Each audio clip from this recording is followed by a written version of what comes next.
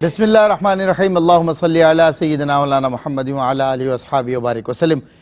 Programme रोशनी में आपका खैर मक़दम है। मैं हूँ आपका मेज़बान सैयद सलमान गुल। मुल्क के पाकिस्तान के मुक़्तदर और नामवर उलमा हमारे साथ होते हैं, मुस्तनद उलमा हमारे साथ होते हैं, जिनमें अल्लामा हाफ़िज़ उवैस अहमद नक्शबंदी साहब तशरीफ़ फरमाएँ, अल्लामा doctor professor doctor Atif Aslam Rao आज हमारे मेहमान हैं। दोनों हज़रात का मैं खैर मक़दम करता हूँ।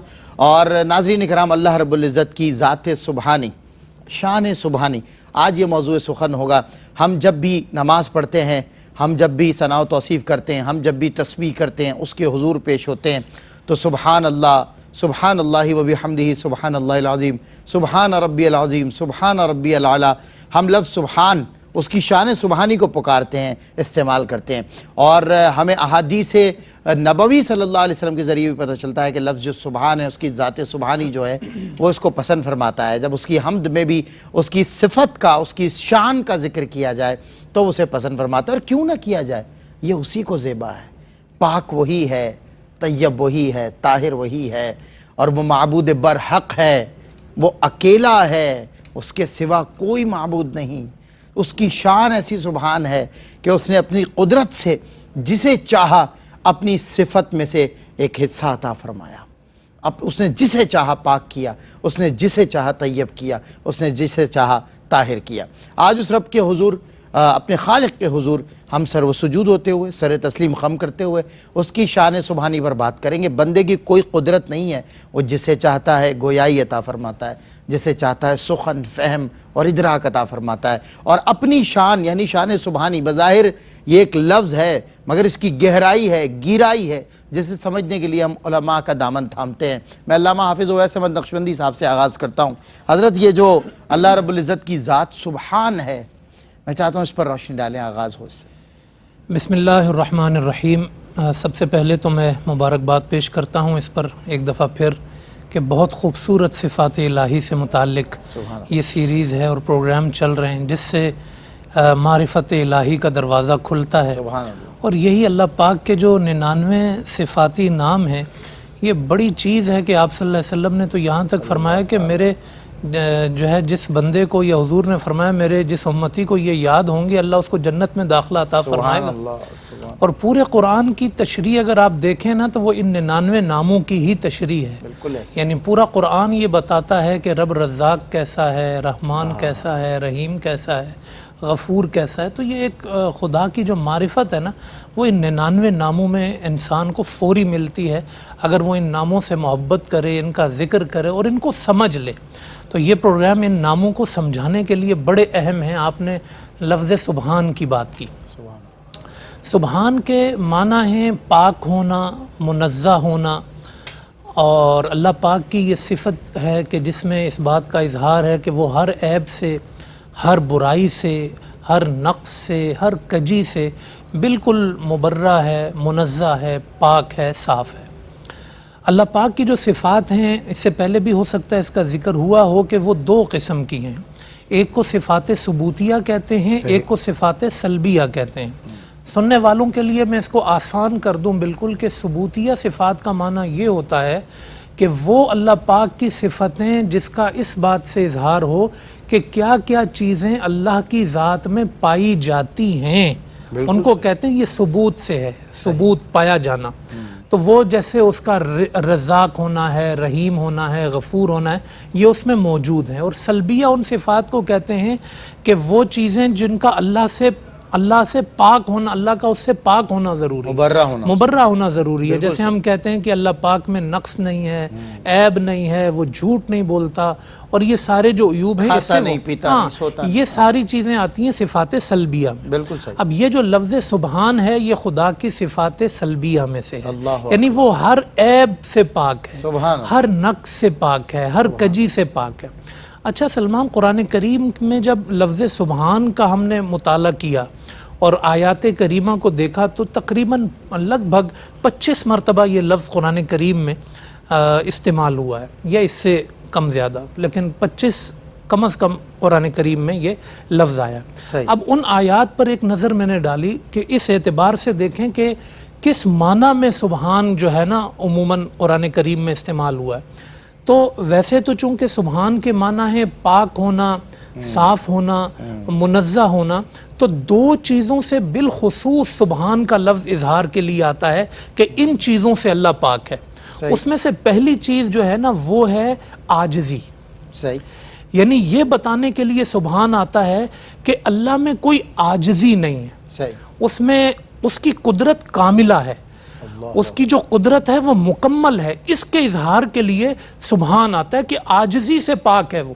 جیسے مثال کے طور پہ فرشتوں کا ذکر ہوا تو ان کے ذہن میں طرح طرح کی باتیں آئیں، جب خلافت آدم کا اعلان ہوا تو پھر انہوں نے کہا سبحانک لا علم لنا الا ما علمتنا، تیری قدرت کامل ہے، تو سبحان ہے، تیرا علم کامل ہے، ہم عاجز ہیں تیرے سامنے، ہمیں کچھ نہیں پتا۔ حضرت یونس علیہ السلام کا واقعہ آپ دیکھ لیں، وہ مچھلی کے پیٹ میں پہنچے تو کہتے ہیں لا الہ الا انت سبحانک انی کنت من الظالمین، یہاں سے تمہیں بچانے والا کون؟ کہتے ہیں سبحان ہے وہ ذات، وہ بچانے والا۔ حضرت موسیٰ علیہ السلام کو دیکھیں، تجلی کے بعد جب بے ہوش ہوئے، جب افاقہ ہوا انہیں، تو فلما افاق قال سبحانک، تیری قدرت کامل ہے اور میں جو ہے نا وہ عاجز ہوں، تو میں جو ہے وہ اس پر۔ اور معراج کا واقعہ جیسے ہم اس کو ذکر بھی کریں گے تو معراج میں لفظ سبحان آیا ہے۔ کیا بات، لوگ کہتے بھئی حضور کیسے معراج پر گئے؟ تو جواب آیا سبحان الذی اسرا، لے جانے والے میں کوئی عجز نہیں ہے۔ سبحان کہہ کر یہ بتایا جاتا ہے کہ بھائی کمال اس کا ہے، جلال اس کا ہے، جمال اس کا۔ ایک بریک مجھے لینی ہے، جی ضرور، انشاءاللہ کنٹینیو کرتے ہیں۔ ناظرین ایک وقفہ، وقفے کے بعد اللہ رب العزت کی جو شان سبحانی ہے اس پر مزید بات کریں۔ جی خوش آمدید ناظرین، خیر مقدم ہے آپ کا روشنی میں۔ آج ہم بات کر رہے ہیں اللہ رب العزت کی شان سبحانی پر۔ علامہ صاحب ارشاد فرما رہے تھے۔ جی میں یہ عرض کر رہا تھا کہ لفظ سبحان جو قرآن کریم میں آیا ہے تو سبحان کے معنی ہوتے ہیں پاک ہونا۔ تو ایک عموماً جو قرآن کریم میں لفظ سبحان کا استعمال ہے کہ اللہ پاک عاجزی سے پاک ہے، جیسے حضرت موسیٰ علیہ السلام نے کہا کہ سبحانک کہ آپ پاک ہیں، اور یعنی مراد جو ہے وہ اللہ پاک کی قدرت کاملہ کا اظہار تھا۔ حضرت یونس علیہ السلام قدرت کاملہ کا اظہار ہے۔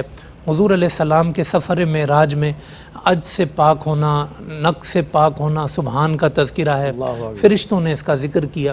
تو ایک تو یہ چیز قرآن کریم میں ہمیں ملے گی کہ وہ سبحان ہے، یعنی اس کی قدرت کاملہ ہے۔ بے شک۔ اور دوسری چیز جو سبحان یعنی وہ کس چیز سے پاک ہے، تو اس میں دوسری چیز عموماً جو قرآن کریم میں آتی ہے وہ ہے شرک سے پاک ہے۔ وہ اپنے جو ہے نا شریک سے پاک ہے، جس چیز کا جو جیسے سبحان ربک رب العزت اما یصفون، یہ جو وصف بیان کرتے ہیں نا اللہ پاک کے، لا کے جو ہے بتوں پہ چڑھاوے چڑھاتے ہیں، پھر اس کو خدا کی عبادت سمجھتے ہیں، بالکل صحیح، اور طرح طرح کی رسوم اپناتے ہیں، پھر اس کو خدا کی طرف منسوب کرتے ہیں۔ اللہ کہتا ہے وہ سبحان ہے اس سے۔ اور اتخذ ولدن سبحان، لوگ کہتے ہیں کہ اللہ نے بیٹا جنا، تو وہ اس سے سبحان ہے، وہ اس سے پاک ہے۔ بے شک، سبحانہ وتعالی اما یشرکون، وہ سبحان ہے اور بلند ہے اس سے جس کو وہ شریک ٹھہراتے ہیں۔ یعنی جب بھی کوئی شرکت غیری آئے تو وہ سبحان ہے، وہ سبحان ہے، سبحان اللہ، یعنی اعلان ہو رہا ہے۔ ہاں، تو یہ دو پہلو قرآن کریم میں عموماً آتے ہیں، ایک تو وہ عجز سے پاک ہے اور ایک وہ شرک سے پاک ہے، اپنے شریک سے پاک ہے۔ بالکل، اور اس کے علاوہ پھر اور جتنے عیوب ہوتے ہیں، جیسے ظلم کا مثال کے طور پہ کہیں ذکر آتا ہے، حضرت یونس علیہ السلام کی دعا میں یہ پہلو بھی ہے کہ لا الہ الا انت سبحانک انی کنت من الظالمین، یعنی ظلم کی نسبت انہوں نے اپنی طرف کر کے رب کو سبحان کہا، یعنی یہ بتایا کہ وہ ظلم سے پاک ہے، وہ کسی کے ساتھ ظلم نہیں کرتا ہے۔ تو یہ قرآن کریم میں عموماً آیات طیبہ ہیں جو رب کائنات کی شان سبحانی کا اس انداز میں ذکر کرتی ہیں۔ بہت خوب، میں ڈاکٹر صاحب آپ کی طرف بڑھوں گا۔ سبحان کا لفظ ابھی بات ہو رہی ہے، ہم اکثر استعمال کرتے ہیں نمازوں میں، دعاؤں میں، وظائف میں، سبحان اللہ کہتے ہیں، سبحانک اللہم کہتے ہیں، سبحان اللہ وبحمدہ کہتے ہیں۔ تو لفظ سبحان استعمال تو بکثرت ہوتا ہے، بہت کم لوگ ہیں جو اس لفظ کی گہرائی سے، حقیقت سے آشنا ہیں۔ تو اس پہ آپ کچھ کلام بتائیں۔ بسم اللہ الرحمن الرحیم۔ رب اشرح لی صدری ویسر لی امری واحلل عقدۃ من لسانی یفقہوا قولی۔ الحمدللہ ابھی علامہ صاحب نے لفظ سبحان پر بہت خوبصورت گفتگو فرمائی، اور اللہ تبارک و تعالیٰ کے لیے ہی کبریائی ہے اور تمام تعریفیں اسی ذات کے لیے ہیں۔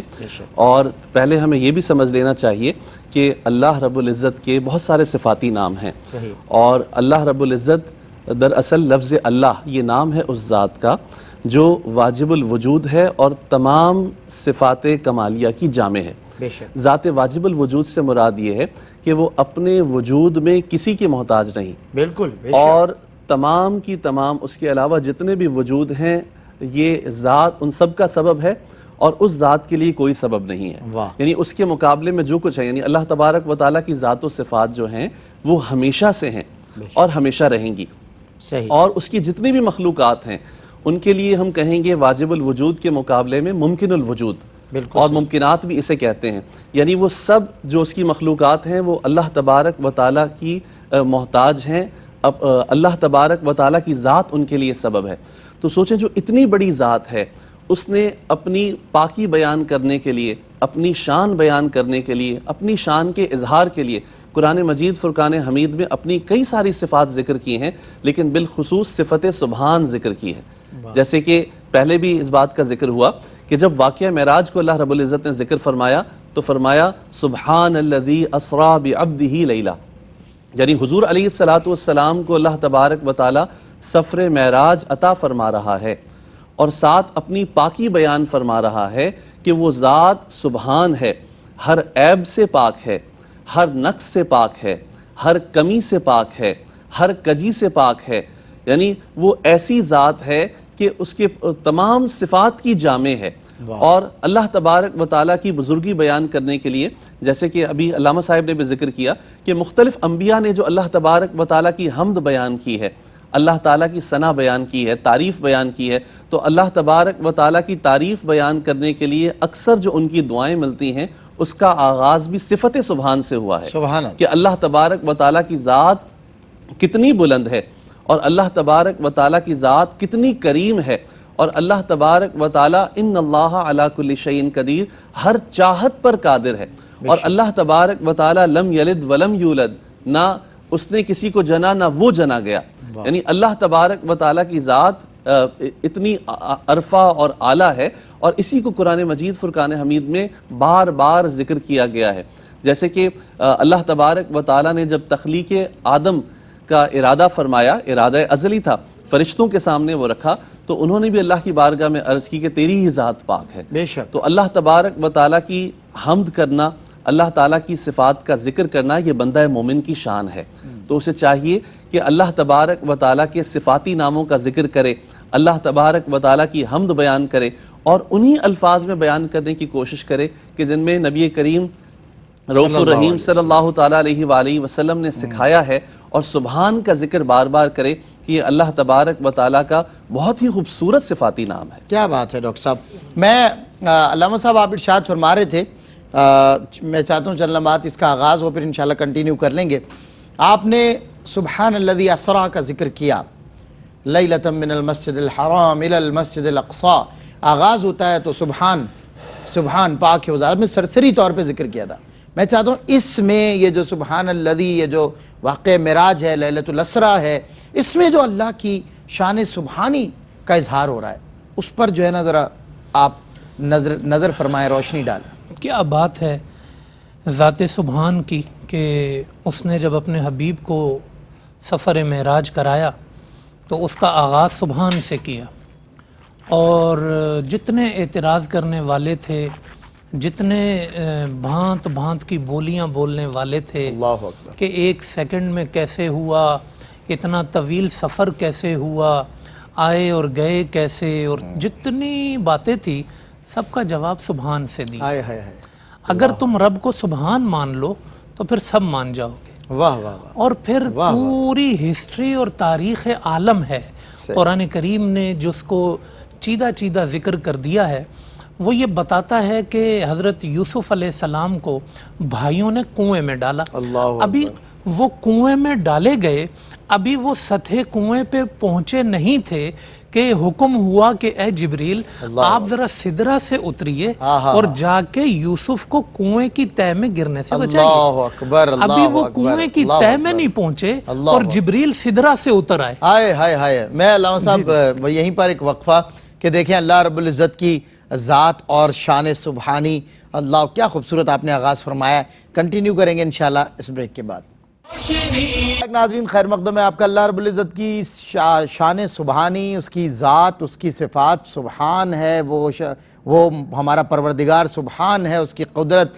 جب انسان عاجز بھی ہو جاتا ہے نا، جب انسان مطلب دم توڑنے والا ہو رہا ہوتا ہے اور تھک ہار کے آخر کار کہتا ہے سبحان ہے تیری قدرت، ہم نہیں جانتے، لا علم لنا، یہی بات ہوتی۔ بہرحال ہم لیلۃ الاسراء کے بارے میں بات کر رہے تھے، آپ نے فرمایا کہ سطح پانی پر وہ تھے اور یہاں سے جبریل چلے آتے ہیں۔ اللہ اکبر، تو یہ اللہ پاک کی صفت سبحان کے مظاہر ہیں سبحان اللہ، سبحان کہ ابھی وہ کنویں کی سطح تک پہنچے نہیں اور جبریل سدرہ سے اتر آئے ایک آن میں۔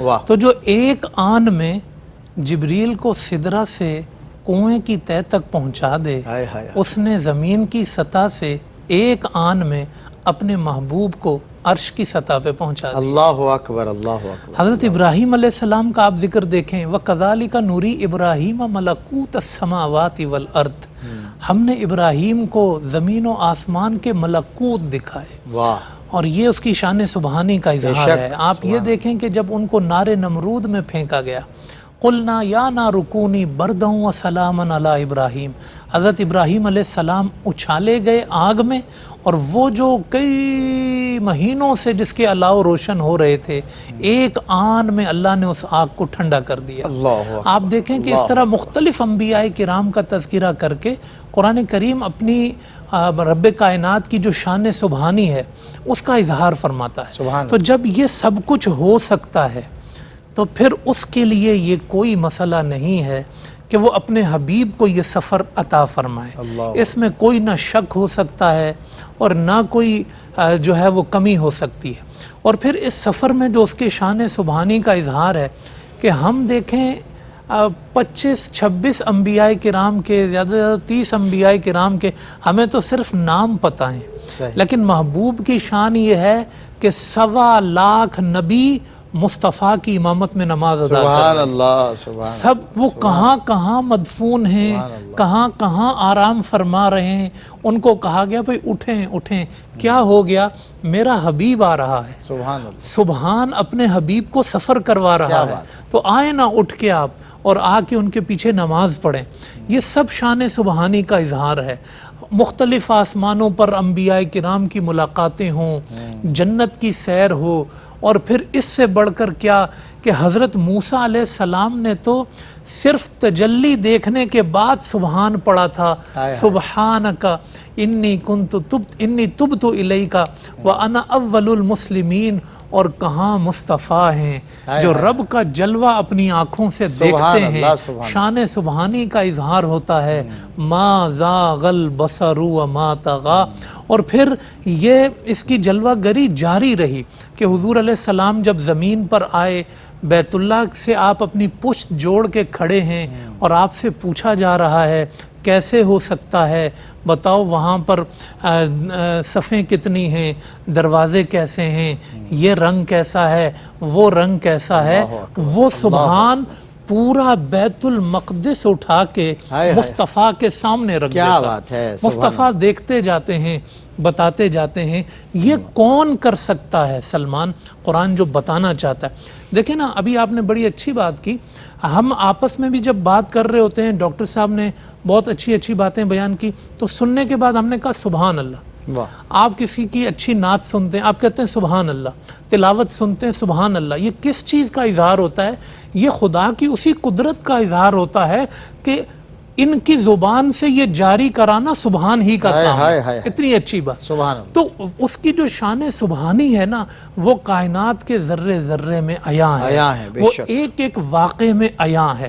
جب بھی انسان کو اپنی بے بسی نظر آئے گی، اپنی عاجزی نظر آئے گی، اپنا نقص نظر آئے گا، اپنا عیب نظر آئے گا، تو اس کو اپنا رب سبحان نظر آئے گا، کیونکہ وہی پاک ہے، بے شک۔ باقی جو ہے وہ ہر بندے کے اندر خطا کا امکان ہے۔ کیا بات ہے، آپ نے کہا جہاں جہاں وہ کم و بیش 1,24,000 کم یا زیادہ، یہ ضرور علماء اکرام فرماتے ہیں کہنا چاہیے کم و بیش، تو 1,24,000 کم و بیش جو انبیاء ہیں وہ جس نبی کی امامت میں کھڑے ہوں گے، اس ارینجمنٹ کا کرنے والا بھی سبحان ہے، وہ اسی کی قدرت ہے۔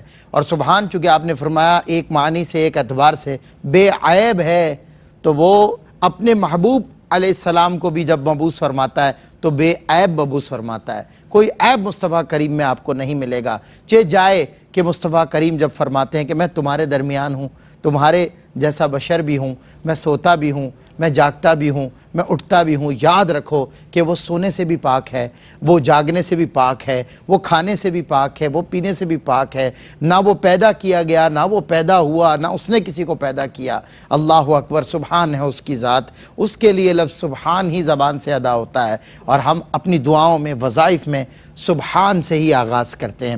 میں حضرت ڈاکٹر صاحب کی طرف بڑھتا ہوں۔ قبلہ، جب تخلیق آدم کی بات ہوتی ہے، خالق کائنات جب اسے مبعوث فرما رہا ہے، اس وقت فرشتوں نے جو اللہ کی شان سبحانی کا ذکر کیا، فرشتوں کی بہت بڑی جماعت ہجوم ہے اور سبحان اللہ کی بازگشت ہے، کیا فرماتے ہیں؟ بسم اللہ الرحمن الرحیم۔ تخلیق آدم کا واقعہ بہت مشہور ہے اور اس میں بے شمار ہمارے لیے حکمتیں ہیں۔ سورۃ البقرہ کی آیت نمبر 30 میں اللہ رب العزت نے ارشاد فرمایا وَإِذْ قَالَ رَبُّكَ لِلْمَلَائِكَةِ إِنِّي جَاعِلٌ فِي الْأَرْضِ خَلِيفَةً قَالُوا أَتَجْعَلُ فِيهَا مَن يُفْسِدُ فِيهَا وَيَسْفِكُ الدِّمَاءَ وَنَحْنُ نُسَبِّحُ بِحَمْدِكَ وَنُقَدِّسُ لَكَ قَالَ إِنِّي أَعْلَمُ مَا لَا تَعْلَمُونَ۔ اور یاد کرو جب تمہارے رب نے فرشتوں کے سامنے زمین پر اپنا نائب بنانے کا ارادے کا اظہار فرمایا، سبحان اللہ۔ تو فرشتوں نے عرض کی کہ اے باری تعالیٰ تو اس کو اپنا نائب بنائے گا کہ جو زمین پر فساد پھیلائے اور خون ریزی کرے، اور ساتھ فرشتوں نے اپنے عمل کو اللہ کی بارگاہ میں رکھا کہ نحن نسبح، ہم تیری تسبیح بیان کرتے ہیں، تجھے سبحان کہتے ہیں، بحمدک، تیری حمد بیان کرتے ہیں، ونقدس لک، اور تیری تقدیس بیان کرتے ہیں۔ اللہ رب العزت نے فرمایا قال انی اعلم ما لا تعلمون، کہ مجھے وہ معلوم ہے جو تم نہیں جانتے۔ دراصل تخلیق آدم اس وقت نہیں ہوئی تھی، اللہ تعالیٰ نے اپنے ارادے کا اظہار فرمایا تھا، تو فرشتوں نے رب کی بارگاہ میں عرض کی، یہ اعتراض نہیں تھا، اپنی معلومات جو ان کی تھی وہ رب کی بارگاہ میں پیش کی، کیونکہ اس سے پہلے جو مخلوق جنات موجود تھے تو انہیں بھی نفس دیا گیا تھا اور انہوں نے قتل و غارت گری کی تھی، تو وہی معاملات سامنے رکھتے ہوئے اللہ کی بارگاہ میں عرض کر دی۔ اللہ تبارک و تعالیٰ کے سامنے جو اپنی انہوں نے عمل کو بیان کیا ہے وہ اللہ کی پاکی بیان کرنا ہے کہ ہم تجھے سبحان کہتے ہیں، تیری حمد کرتے ہیں، تیری تقدیس بیان کرتے ہیں اور تیرا ذکر کرتے ہیں ان الفاظ میں۔ اللہ تبارک و تعالیٰ نے آدم علیہ السلام کو تخلیق فرمایا اور اللہ تبارک و تعالیٰ نے آدم علیہ السلام کو اس انداز سے فضیلت عطا فرمائی کہ تمام اشیاء کے ناموں کا علم، ان کی صفات اور ان سے متعلقہ تمام علوم آدم علیہ السلام کو عطا فرما دیے۔ در حقیقت ان سب چیزوں کو اللہ تبارک و تعالیٰ نے فرشتوں کے سامنے رکھا۔ آیت نمبر 31 میں اللہ رب العزت ارشاد فرماتا ہے وَعَلَّمَ آدَمَ الْأَسْمَاءَ كُلَّهَا، تمام اشیاء کے ناموں کا علم دے دیا۔ ثُمَّ عَرَضَهُمْ عَلَى الْمَلَائِكَةِ، اور پھر سب اشیاء ملائکہ پر پیش کی۔ فَقَالَ أَنبِئُونِي بِأَسْمَاءِ هَؤُلَاءِ إِن كُنتُمْ صَادِقِينَ، اور فرمایا کہ تم ان کے ناموں کو بتاؤ اگر تم سچے ہو۔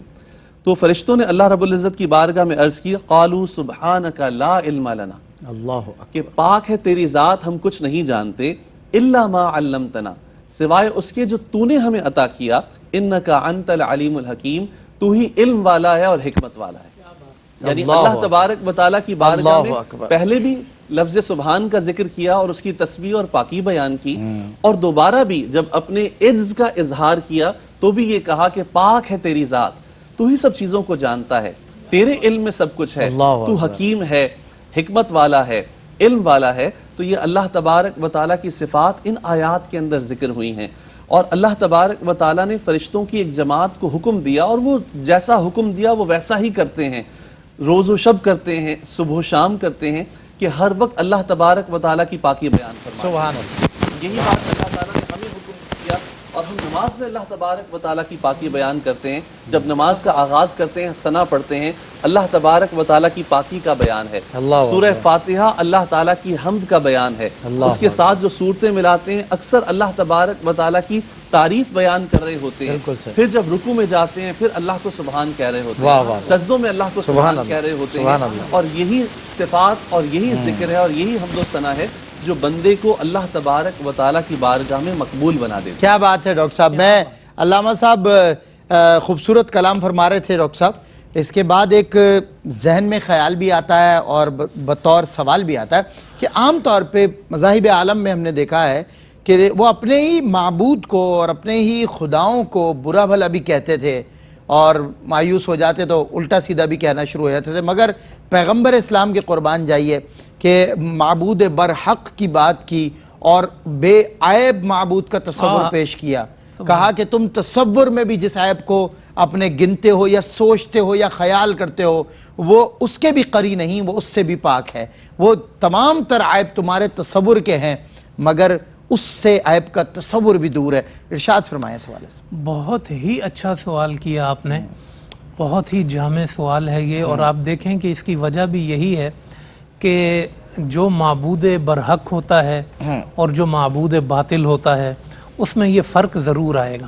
جب آپ باطل چیزوں کو خدا بناؤ گے تو باطل تو برائی والا ہے تو اس کی برائی بھی ہوگی، جب آپ حق کو معبود بناؤ گے تو پھر وہ عیب سے پاک ہے اور پھر اس کی پاکی ہی بیان ہوگی۔ ان کی مشرکین کی سب سے بڑی غلطی یہی تھی، وہ جو گمراہ ہوئے، کہ انہوں نے خدا کے علاوہ چیزوں کو معبود بنا لیا، بتوں کو معبود بنا لیا، پتھروں کو معبود بنا لیا، شجر و حجر کو، شمس و قمر کو معبود بنا لیا۔ تو اب ظاہر ہے کہ کائنات میں ہر چیز کے اندر جہاں چمکنا ہے تو وہاں زوال بھی ہے، جہاں ابھرنا ہے تو وہاں ڈوبنا بھی ہے، تو ان کے اندر تو خود ایک عیب نظر آتا ہے، تو پھر اس کی عیب کا ذکر ہوگا تو ضرور اس کی برائی کا بھی اظہار آئے گا۔ اور اس سے ہٹ کے بھی اس کی جو نحوست تھی اس عمل کی کہ انہوں نے معبود باطل کو چنا، وہ ان کی زبانوں سے عملوں سے اس وقت بھی ظاہر ہوتا تھا، آج بھی ظاہر ہوتا ہے۔ جو بھی معبود باطل چنے گا وہ، اب آپ دیکھ لیں دنیا کے اندر جو بتوں کو ماننے والے دیگر لوگ ہیں وہ کہیں نہ کہیں ان کی شان کے اندر ایسی کی تیسی بھی کر رہے ہوں گے، کسی کو جوں بھی نہیں رینگے گی، کوئی فرق نہیں پڑے گا ان کو۔ اس وقت بھی جو بتوں کو معبود بنانے والے تھے نا، وہ کیا کرتے تھے کہ ایک بندہ ہے اس کے اونٹ بیمار ہو گئے تو اب وہ لے کر آیا ان کو کہ جو بچے کھچے ہیں وہ ٹھیک ہو جائیں بتوں کے پاس، تو وہاں جو ہے نا وہ خون کی بو تھی اور دیگر چیزیں تھی، تو وہ بچے کھچے اونٹ بھی بھاگ گئے۔ تو اب وہ کہنے لگا اپنے بت سے کہ میں تو لے کر آیا تھا بچے کھچے یہاں کے یہ ٹھیک ہو جائیں، تو نے وہ بھی بھگا دیے۔ تو یعنی جس کو معبود سمجھتا ہے اپنے ذوم باطل میں، وہ خود اس کو کھڑے ہو کے اس کا عیب بیان کر رہا ہے۔ اسی طرح اپنی کوئی چیز لے کر آتے اور آ کر جو ہے وہ اس کا اظہار کرتے تو کہتے، مطلب ایسے ایسے الفاظ بھی اپنے بتوں کے لیے کہتے، تو یہ ہوتا ہے ایک جو ہے معبود باطل کو چننے کا نتیجہ۔ لیکن اچھا اس طرف آپ یہود کا عمل بھی دیکھ لیں، الیاذ باللہ، جب وہ شرک میں مبتلا ہوئے تو ان کی زبانوں سے پھر کیسے کیسے الفاظ نکلے، خود قرآن نے بتایا نا، وقالت الیہود ید اللہ مغلولہ، کہنے لگے اللہ کے ہاتھ بندھے ہوئے۔ کیوں؟ جب وہ شرک کی نحوست میں گئے نا تو پھر ان کی یہ مائنڈ سیٹ بن گیا۔ لیکن جو خدا کو برحق سمجھتا ہے اور پھر اس کو جو ہے نا وہ شریک سے پاک رکھتا ہے اور پھر اپنے عقیدے کو ٹھیک رکھتا ہے اور اس کا اظہار شان مصطفیٰ سے ہوتا ہے، تو پھر آپ دیکھیں نا حضور علیہ السلام کی تو زبان پر صبح و شام سبحان اللہ رہتا تھا، اور اللہ ان کو اسی چیز کا حکم دیتا تھا۔ کہیں کہتا تھا سبح اسم ربک الاعلی، اپنے اعلیٰ رب کی تسبیح کرو، کہیں کہتا تھا فسبح بسم ربک العظیم، اپنے عظیم رب کی تسبیح کرو، کہیں کہتا تھا فسبحان اللہ حین تمسون وحین تصبحون، اور تم جو ہے نا اللہ کی تسبیح کرو جب شام کرتے ہو جب صبح کرتے ہو۔ وہ وقت کا کریٹر ہے، وہ وقت میں نہیں ہے، تم وقت میں ہو تو پھر وقت گزرنے کے ساتھ ساتھ اس کی تسبیح لازم کرتے رہا کرو۔ مختلف آیات تسبیح کی قرآن کریم میں آپ دیکھیں گے، اور حضور علیہ السلام جب اپنے رب کی تسبیح کے لیے بیٹھتے تھے اس پہ کوئی کمپرومائز نہیں کرتے تھے۔ کوئی اگر حضور علیہ السلام سے کہتا یہ کام آپ نے کیا ہے، کہتے نہیں میرے رب نے کیا ہے۔ کبھی کوئی چیز عیب والی اگر کوئی خدا کی طرف منسوب کرتا تو حضور علیہ السلام فرماتے اپنے عیبوں کو اپنی طرف منسوب کیا کرو، کمالات کو میرے رب کی طرف منسوب کیا کرو۔ ظہر الفساد فی البر والبحر بما کسبت ایدی الناس، فساد جتنا ہے، عیب جتنے ہیں وہ لوگوں کے کیے ہوئے ہیں، کمال جتنا ہے وہ رب العالمین کا کیا ہوا ہے۔ حضرت خضر علیہ السلام کی شان آپ دیکھیں، کشتی توڑنے کی بات تھی تو کہا یہ توڑی میں نے ہے، جوڑنے کی بات تھی تو کہا میرے رب نے جوڑی ہے۔ جب کمال کا ذکر اس میں 3 واقعات ہیں، جب اس میں کوئی ایسی چیز آتی تھی کہتے تھے یہ خضر نے کیا ہے، جب کمال کی بات ہوتی تھی یہ خضر کے رب نے کیا ہے۔ تو یہ ہے رب کی تسبیح کہ وہ عیب کر ہی نہیں سکتا، وہ غلط کر ہی نہیں سکتا، وہ ہر برائی سے پاک ہے، وہ ہر عیب سے پاک ہے۔ تو بندے تجھے بھی یہ زیبا ہے کہ تو بھی جب پھر بات کرے تو اس طرح بات کرے کہ وہ ہر چیز سے پاک ہے، وہ سبحان اللہ کی شان رکھنے والا ہے، وہ تسبیح کی شان رکھنے والا ہے۔ اور کائنات کی ہر چیز، آخری آیت آپ کے سامنے پیش کر رہا ہوں، اللہ پاک کہتا ہے وَإِن مِّن شَيْءٍ إِلَّا يُسَبِّحُ بِحَمْدِهِ، کائنات کی ہر چیز خدا کی تسبیح سبحان کی شان بیان کر رہی ہے۔